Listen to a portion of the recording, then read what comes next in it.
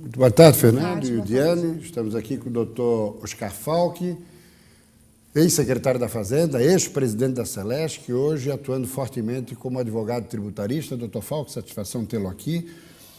Como é que se resolve uma situação dessa? Porque a carga tributária brasileira ela é inaceitável nos termos que ela se apresenta hoje, né? Boa tarde, Prisco. Boa tarde a todos. Efetivamente, nós sempre tivemos esse problema da carga tributária do Brasil como um todo. E nós só vamos conseguir resolver isso se nós tivermos uma reforma tributária mais ampla. Mas nesse momento de pressão, há necessidade, principalmente do governo federal, abrir mão de alguma fatia da sua tributação. De impostos no contexto dos combustíveis.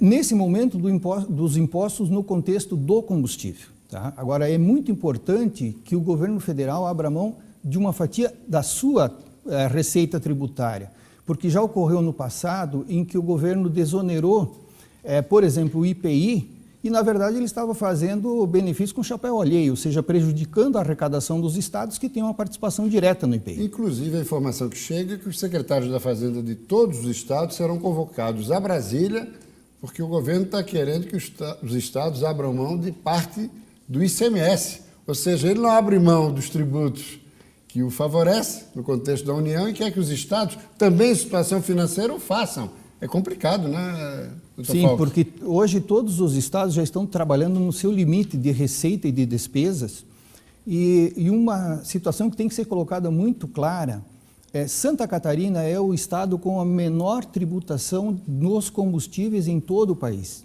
Santa Catarina, a tributação do diesel é de apenas 12%.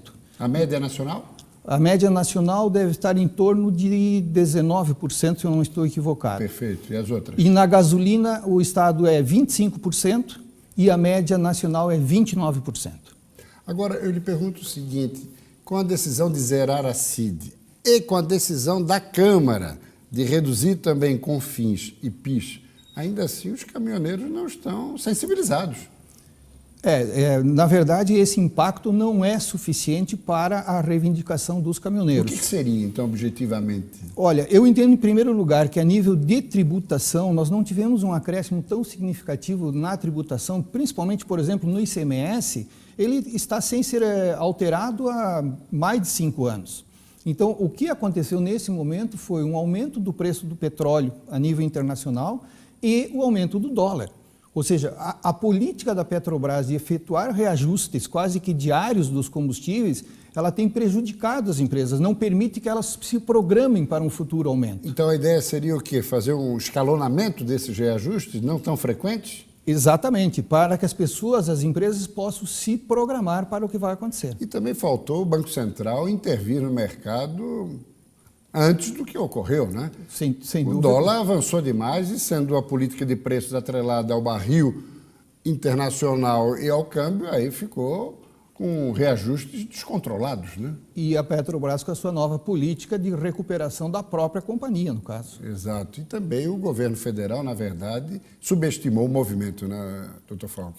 Sim, sem dúvida alguma. Eu acredito que eles não esperavam essa repercussão, principalmente porque foi colocado exatamente o ponto nevrálgico, que é o transporte, que afeta todos os segmentos da economia, né? E gera desabastecimento e tudo mais, né? Com certeza. Doutor Oscar Falck, muito grato pela presença.